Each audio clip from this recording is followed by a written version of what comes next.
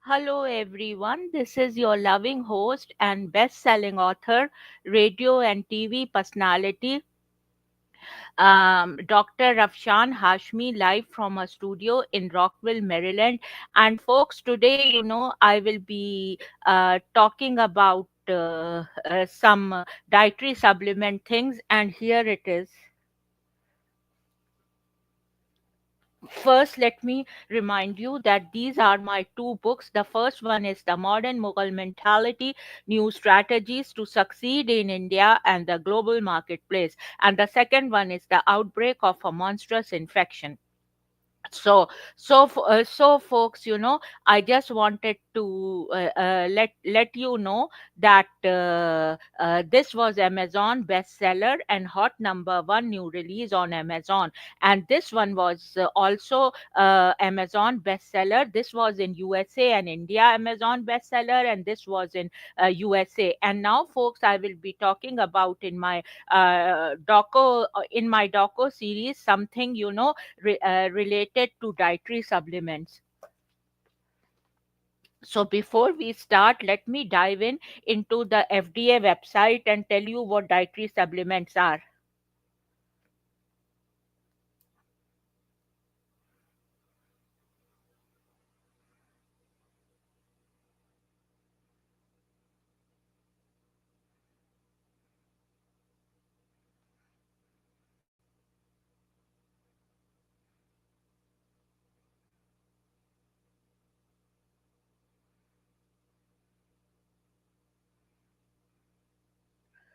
Okay, the work of the FDA for it says dietary supplements here from the FDA website. It says the work of the FDA for dietary supplements oversight is coordinated by the Foods Programs Office of Food Chemical Safety, Dietary Supplements and Innovation.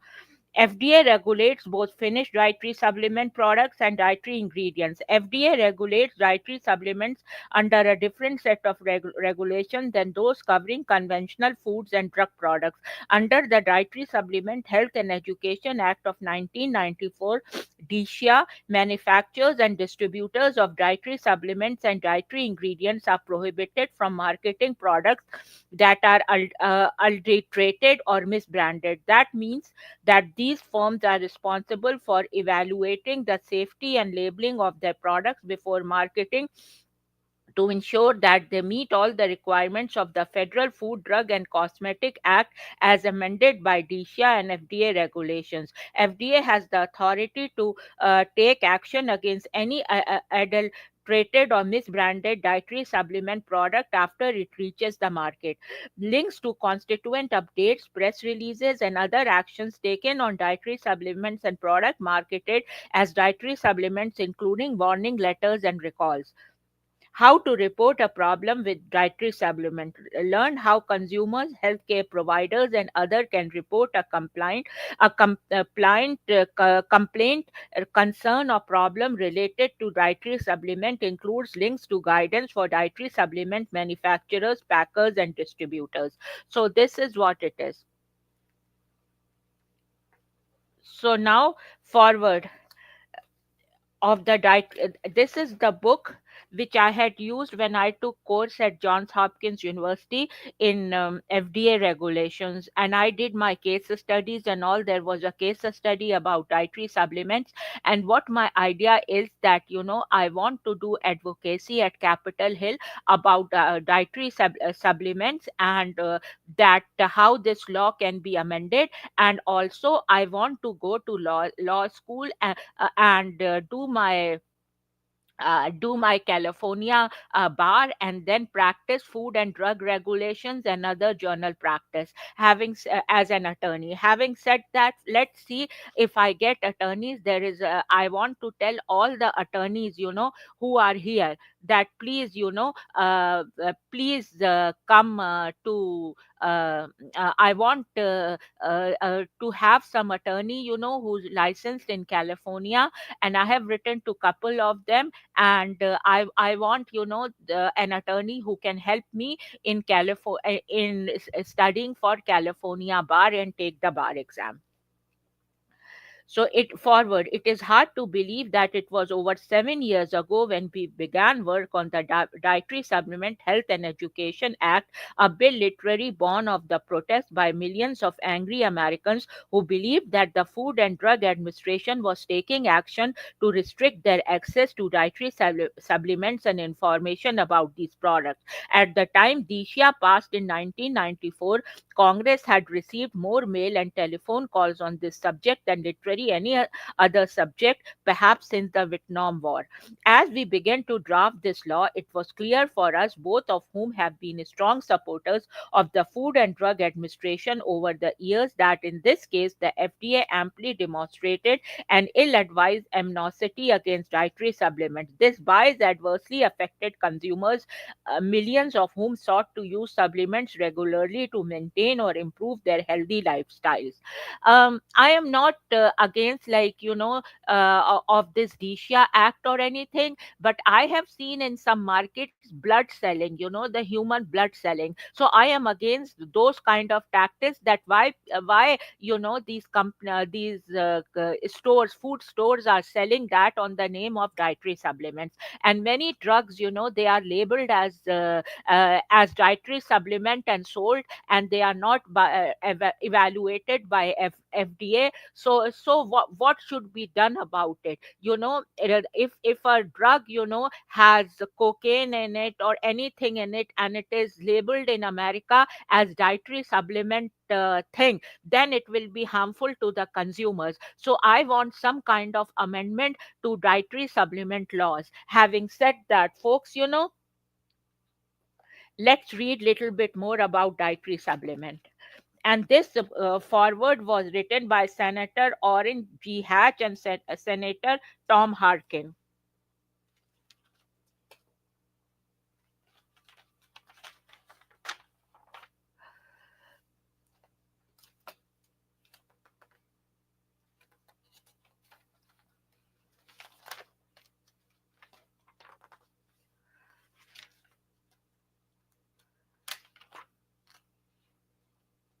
Preface. Considering the history of DSHA, surprisingly little has been written about the beginnings of the Dietary Supplement Health and Education Act DSHA.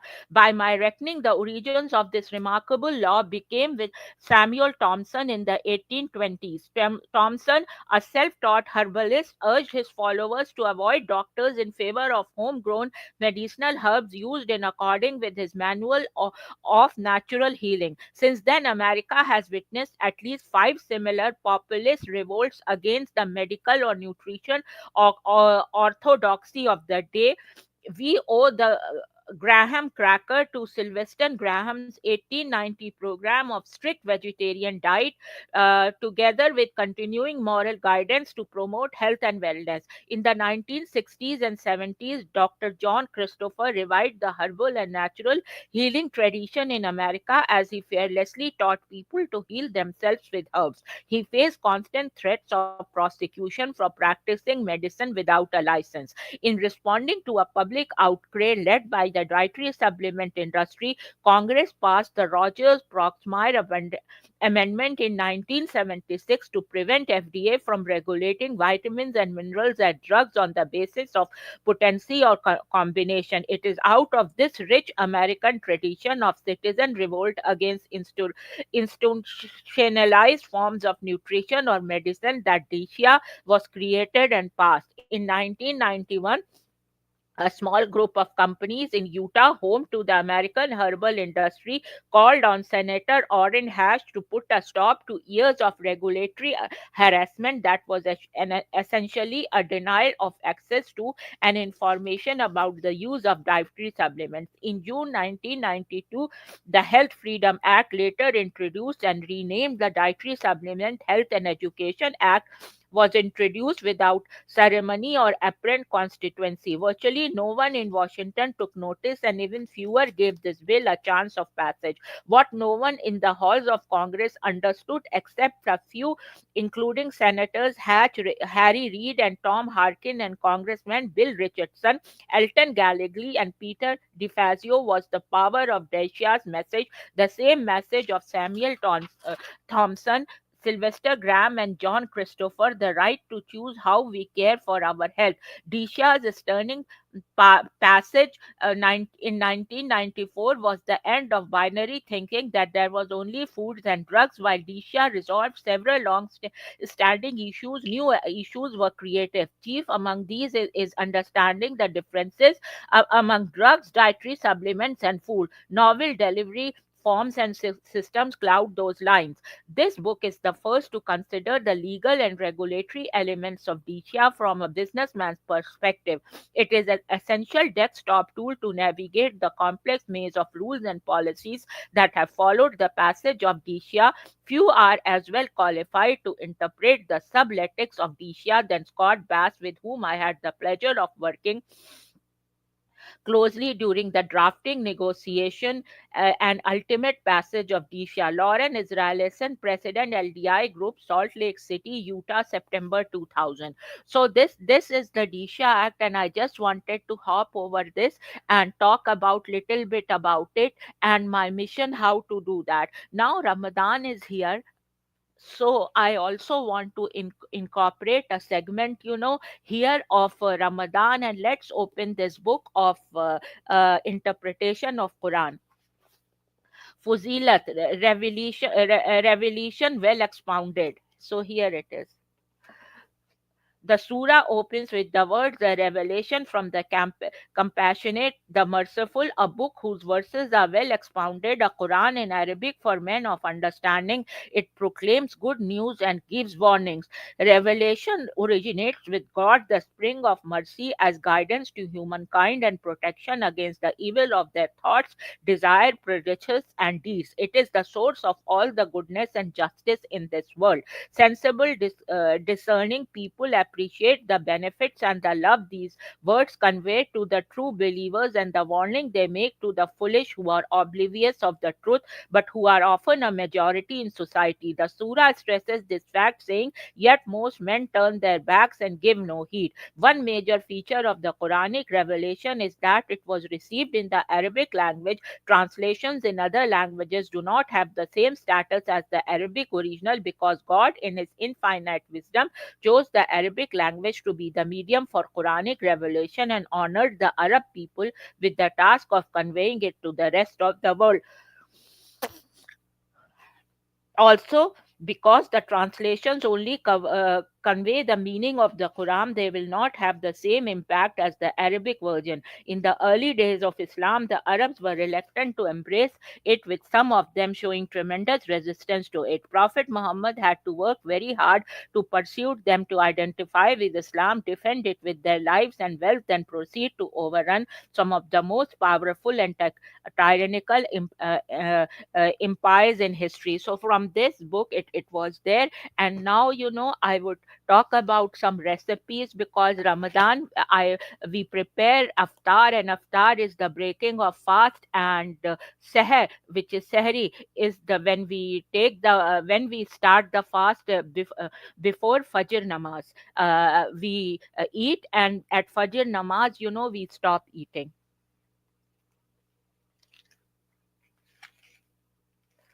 So my husband is no more here, so I will pray for him that may God Almighty and Rasul Allah and his two besties, give him highest place in Jannah. So I am a widow and an orphan. So I would request you, to please sponsor this show, because this show is syndicated worldwide to 300 million listeners. Having said that, folks, now kadhai paneer.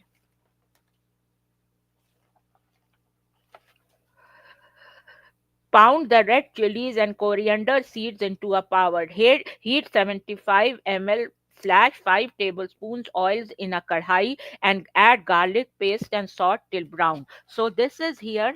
The recipe is here. I just wanted to show you the recipe. And folks, please go and buy these two books and give me an honest review. And then, folks, I have a lot of books on Trump, because I wanted to vote for President Trump. So before voting for him, I wanted to know what are his thoughts and all. So I have this book, I have this book, I have read all of them. Oh, and I have read this book, Secret City: The Hidden History of Gay Washington, James Kirchick. And this is also a very interesting book. So let me read from President Trump's book.